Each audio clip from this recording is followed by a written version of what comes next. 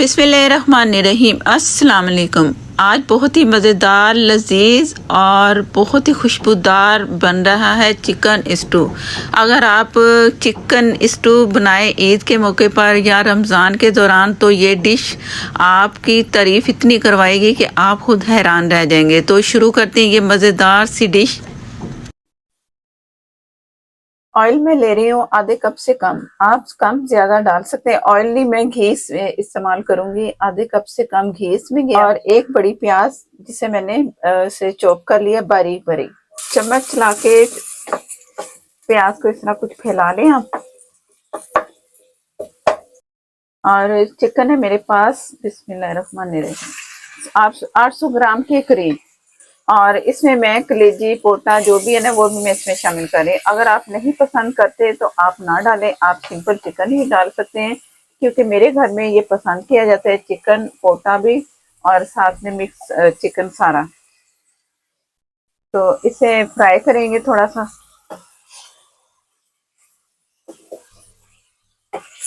एक teaspoon chop किया हुआ अदरक और 1 टेबलस्पून चॉप किया हुआ लहसुन, 1 टीस्पून नमक या हस्बे ज़रूरत जितना आप रिक्वायर्ड है आपको। और ये बहुत थोड़ा सा ऊपर से, आप अपनी मर्जी से कम ज़्यादा कर सकते हो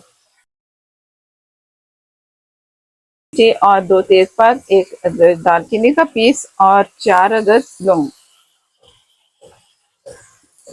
आप करेंगे इसकी भुनाई। फ्लेम मैंने फुल रखा हुआ है और फुल फ्लेम पे ही आप करेंगे फ्राई। जैसे इसका पानी ड्राई होता है तो मैं आपको दिखाती हूँ। पानी ड्राई हो चुका है और 1 टेबलस्पून फुल भर के कुटा हुआ साबुत धनिया मैंने कूट लिए, मोटा मोटा कूट लें। और 1 टीस्पून से थोड़ा कम जीरा, साबुत गोल मिर्च, आप लंबी वाली भी डाल सकते हो, ये भी डाल सकते हैं, ये आपकी मर्जी पर है। ये आप अपनी मर्जी से कम ज्यादा कर सकते हो, क्योंकि इसमें लाल मिर्चें जाएंगी नहीं, काली मिर्चें जाएंगी इसमें। हाफ टी स्पून साबुत काली मिर्च, आप अपनी मर्जी से ये भी कर सकते हैं कम ज्यादा। अब इस मसाले के साथ इसकी भुनाई होगी।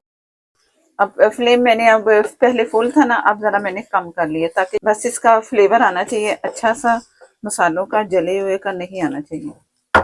तो 3 से 4 मिनट मैं इसकी भुनाई कर रही हूँ मसाले के साथ। तो इसके बाद फिर अगला काम करेंगे। मैं इसमें टोटल आधा किलो दही इस्तेमाल करूंगी, लेकिन मैं पहले थोड़ी सी दही पहले डालूंगी और कुछ मैंने बचा लेनी है, बचा के तो इसे बाद में डालेंगे।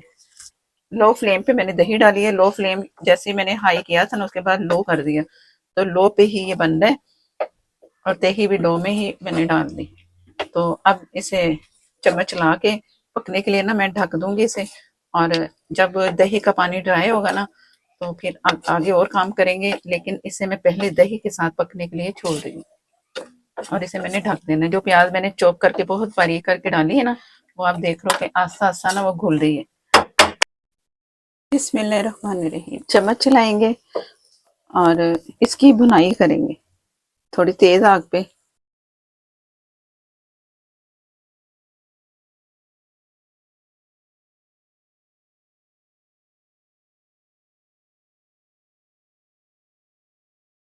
अब जो दही मैंने बचाई थी ना वो दोबारा से इसमें जाएगी।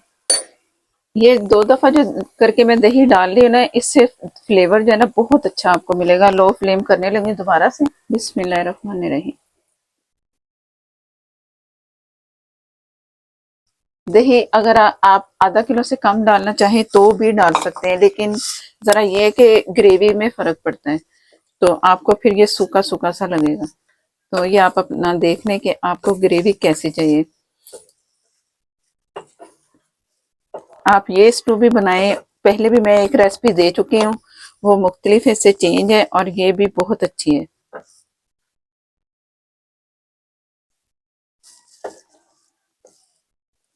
फ्लेम दोबारा से तेज।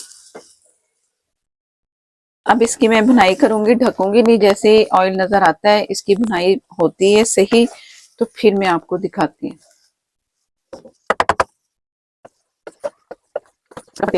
बहुत मजे का कलर आ चुका है और ऑयल भी अलग हो चुका है। जो दही दोबारा से डाली उसका पानी भी ड्राई हो चुका है और खुशबू कमाल की आ रही है।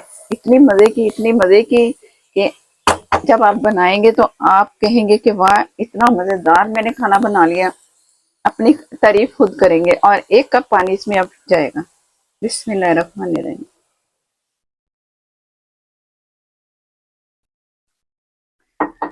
पानी आप कम ज्यादा कर सकते हैं अपनी मर्जी से, जितना आपको रिक्वायर्ड है आप उतना करें।